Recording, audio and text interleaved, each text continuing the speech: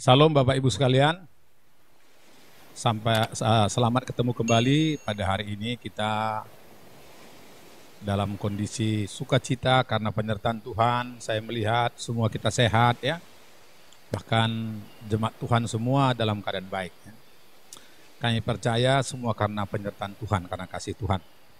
Oleh karena itu hari ini kita akan belajar firman Tuhan dengan tema bagaimana kita meningkatkan iman kita untuk mengubahkan ketakutan dari pandemik menjadi kebangkitan dan kebangunan rohani.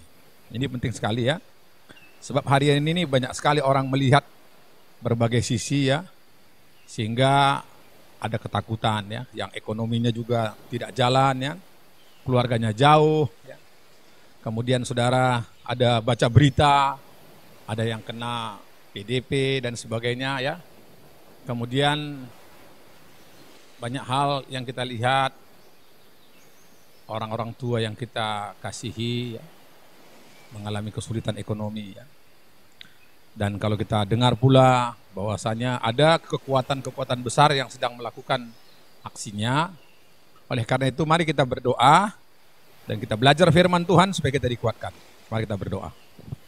Bapa yang kami sembah dalam nama Tuhan Yesus Kristus, yang disembah oleh Abraham, Ishak dan Yakub, berbicaralah kepada kami, beri kami kekuatan dan penghiburan.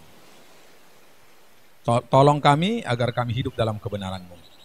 Dan kuatkan kami sehingga kami bisa mempersiapkan diri menghadapi kebangunan rohani dan berkat yang melimpah sesudah terjadinya, sudah lewatnya pandemik ini. Dalam nama Tuhan Yesus kami berdoa. Amin. Bapak Ibu sekalian, seperti saya katakan tadi, mungkin kita juga ada sebagian yang letih, takut, tapi ada juga yang berani. Oleh karena itu kita akan belajar firman Tuhan bagaimana supaya kita menang dalam kondisi seperti ini ya.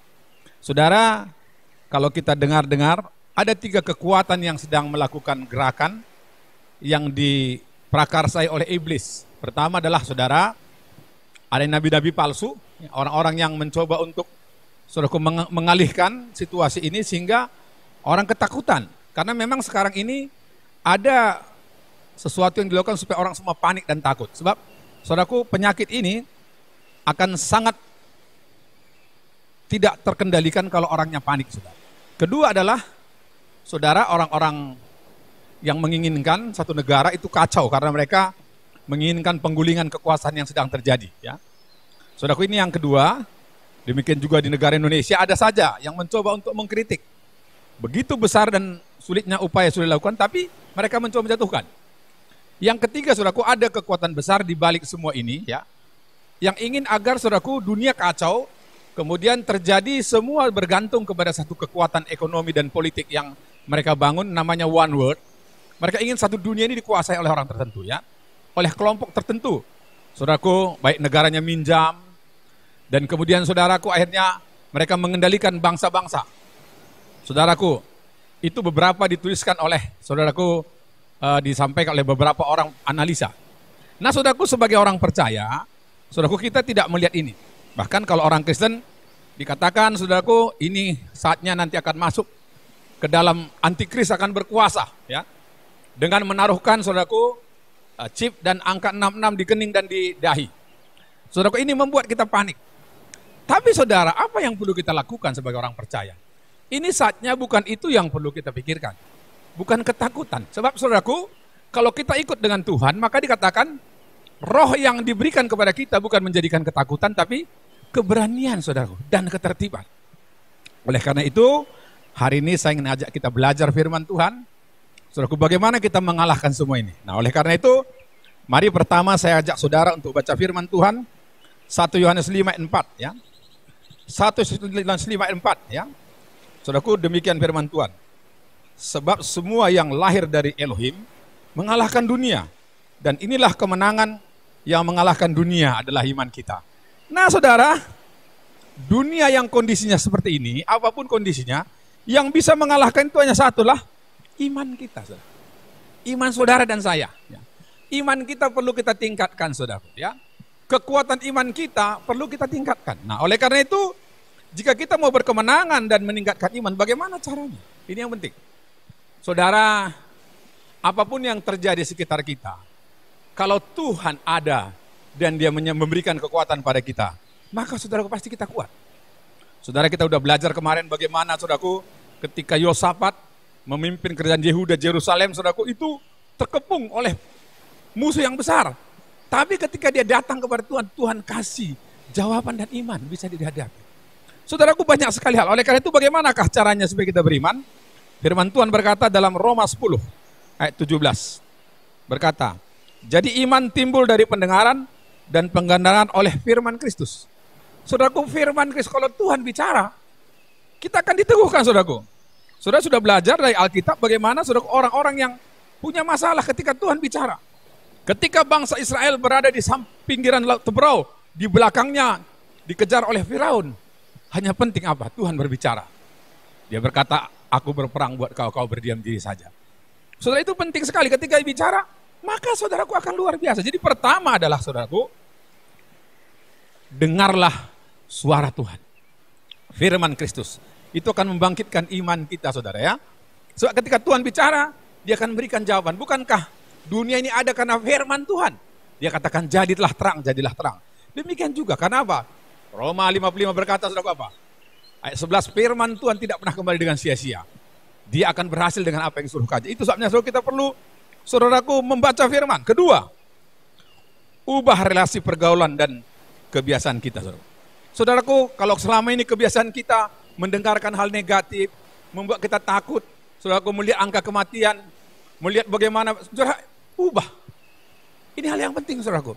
Sebab dengan demikian kita akan, saudaraku, mundur iman kita. Kita akan takut. Tapi ketika saudara mengubah relasi dan juga mengubah kebiasaan, apakah contohnya kita baca Mazmur 1 ayat 1 sampai 3. Mari kita baca. Mazmur 1 ayat 1 sampai 3 demikian firman Tuhan. Berbahagialah orang yang tidak berjalan menurut orang fasik, yang tidak berjalan orang berdosa, yang tidak duduk dalam kumpulan pencemooh.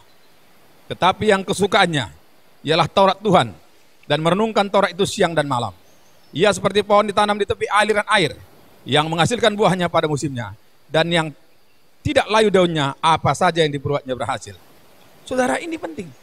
Orang yang selalu berkumpul dengan orang bijak, berkumpul dengan orang-orang yang optimis, orang-orang yang beriman, orang-orang yang mengerti bagaimana jalan keluar, maka berbeda. Karena apa? Dia punya kebiasaan tidak berkumpul dengan pencemooh. Ya bukan menceritakan keburukan saja, sana meninggal, yang menakutkan, saudara. Tapi kita perlu bergaul dengan orang yang bijak. Kita perlu dekat sama Tuhan, saudaraku. Kita perlu dekat dengan nabi-nabinya. Apalagi kita suka merenungkan firman Tuhan, maka kita akan punya iman yang baru. Amin, saudara. Kita akan punya pemahaman, pengenalan akan Tuhan dengan luar biasa. Saudara, kalau saudara mau lihat contohnya dalam Alkitab, saudaraku, ada seorang wanita pendarahan dalam Matius 9 ayat 20 sampai 22.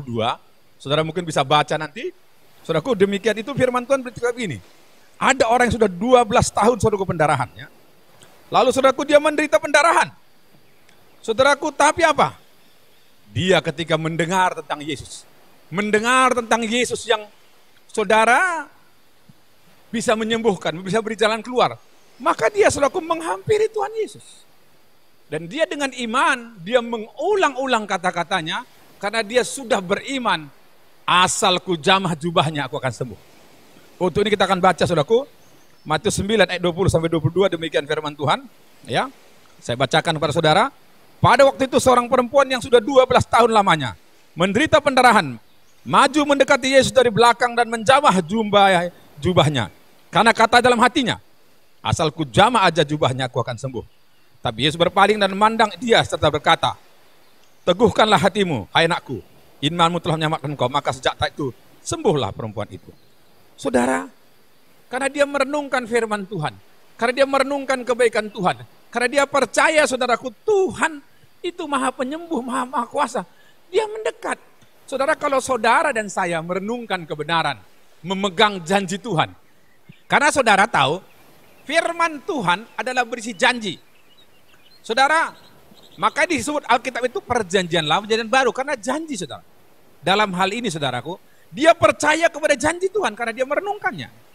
Maka dia yakin, dia berkata, kalau ku jamah jubahnya, aku akan sembuh. Saudara, ini penting sekali. Yang ketiga, saudaraku, kita harus belajar tentang otoritas, tentang kuasa. Ya. Saudara, kalau saudara baca Alkitab, saudaraku dalam Matius 8 ayat 5 sampai 10 dan 13, itu bercerita tentang seorang perwira, di mana saudaraku dia punya orang yang kerja di rumahnya yang sakit parah. Dan saudaraku, tapi dia saudaraku tahu tentang otoritas Kristus. Dan dia seorang panglima. Maka dia berkata, seandainya Tuhan singgah di rumah saya, maka dia akan sembuh. Tapi kemudian baik, Yesus mau datang, dan dia bilang, kamu gak usah datang. Sebab apa? Aku seorang perwira, di bawahku ada seorang prajurit. Apa yang kubilang dia akan datang. Oleh karena itu, saudara, oleh karena saudaraku dia berkata ya, cukup katakan satu kata. Dia mengerti kuasa perkataan. Saudara. Dia ngerti namanya deklarasi. Nah saudara, kita perlu mengerti akan kuasa. Ya. Saudara, ini penting sekali. Makanya sampai dia dipuji oleh Tuhan Yesus. Ya. Dia katakan apa? Iman seperti ini, dia berkata, iman seperti ini tidak pernah kudapati di antara bangsa ini. Saudaraku, ini sebabnya saudaraku, kita perlu mengerti namanya otoritas ya. Saudaraku, jadi oleh karena itu, saudaraku, makanya dikatakan oleh Yesus, aku berkata kepadamu, sungguhnya iman sebesar ini tidak pernah aku jumpai pada seorang pun di antara orang Israel. Saudaraku, ini penting sekali. Makanya saudaraku, kita perlu namanya otoritas ya. Tapi otoritas itu saudaraku tidak akan hidup kalau tidak ditaati. Kita tidak tunduk kepadanya saudaraku ya. Karena itu saudaraku, kita perlu otoritas surga dan kita meyakini dan kita percaya setiap perkataan Tuhan itulah punya otoritas, punya kuasa kesembuhan, punya kuasa menjawab. Itu yang penting saudaraku ya. Yang keempat saudaraku, pastikan kita di pihak Tuhan dalam saudaraku. Kenapa? Pastikan kita di pihak Tuhan dan saudaraku Tuhan di pihak kita. Saudara, seringkali kita posisi kita bukan di pihak Tuhan dan Tuhan di pihak kita. Artinya kalau kita bersama dengan Tuhan, Tuhan ada sama kita, apa yang bisa dilakukan oleh musuh? Jadi penting sekali saudaraku ya. Kita ketika melayani kita harus di pihak Tuhan ya. Saudaraku, Tuhan bagaimana dia mau kita di pihak dia, lakukan. Dia ingin kita rendah hati, dia ingin kita kudus, kita meninggalkan segala dosa.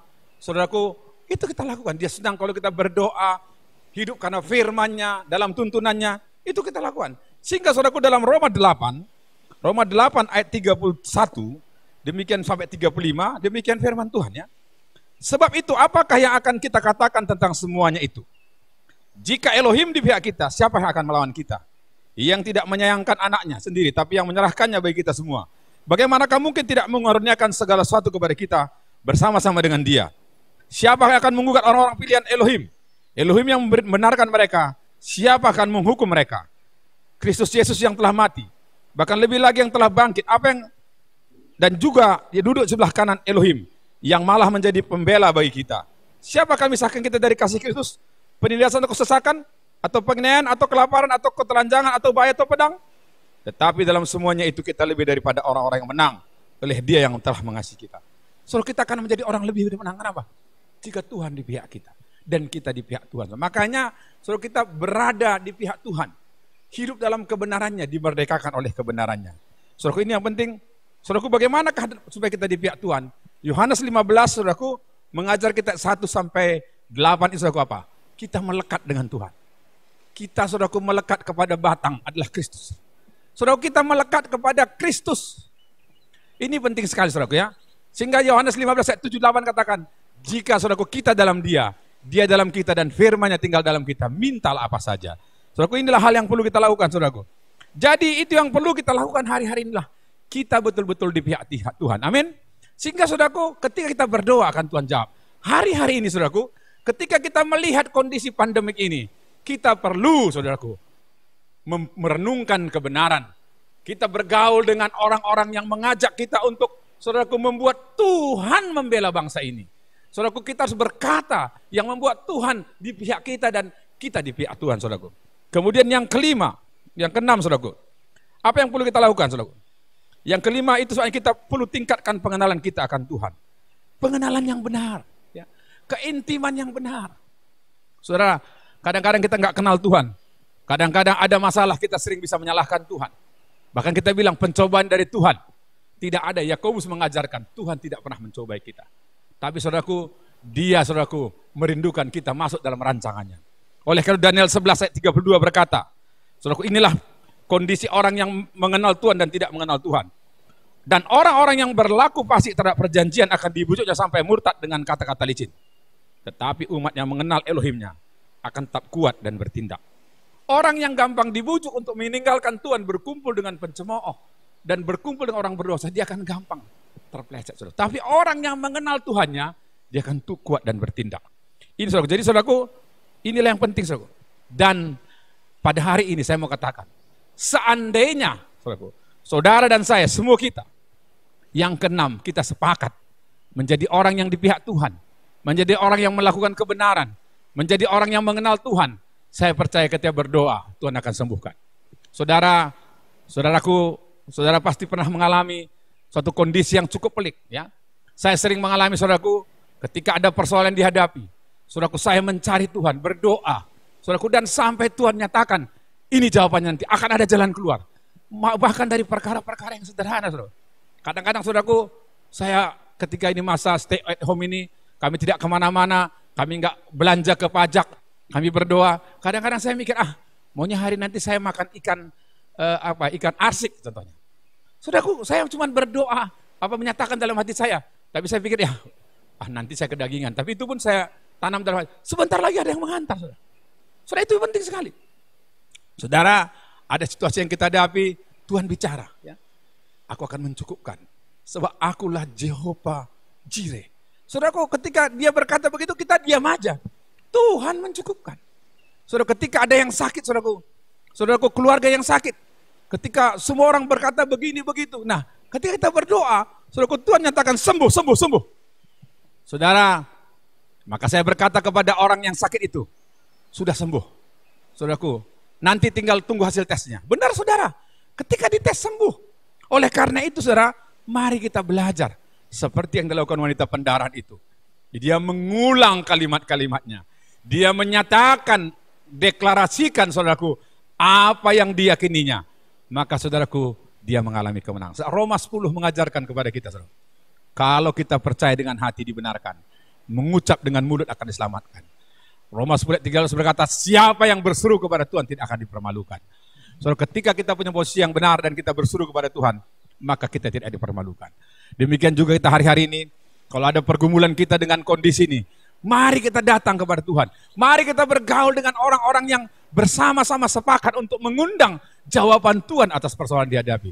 Saya percaya saudaraku, Tuhan akan mengubah keadaan ini, saudaraku. Saudaraku, kita nggak perlu terlalu takut dengan ungkapan chips, kondisi ekonomi yang perlu kita lakukan perbaikan demi perbaikan. Saudara, saya melihat di jemaat kita ini, hari-hari ini kita memahami kondisi ini dan kemudian kita mencoba kerjasama. Ya, kita membangkitkan anak muda untuk bekerja ini itu, membuat ini itu, mengembangkan mereka.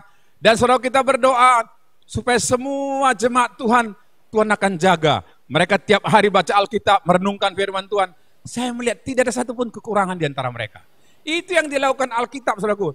Dalam Kisah Rasul 4:5 itu, saudara, ketika mereka sudah bersekutu, mendengar firman Tuhan, dikatakan firman Tuhan, tidak ada satupun kekurangan di antara mereka. Saya melihat saudaraku, sangat baik Tuhan. Jemaat Tuhan dicukupkan. Bahkan saudaraku, Tuhan menyediakan apa yang diperlukan oleh semua jemaat. Karena apa? Dia mengerti pergumulan kita, saudara. Dan dia menguatkan saudara dan saya.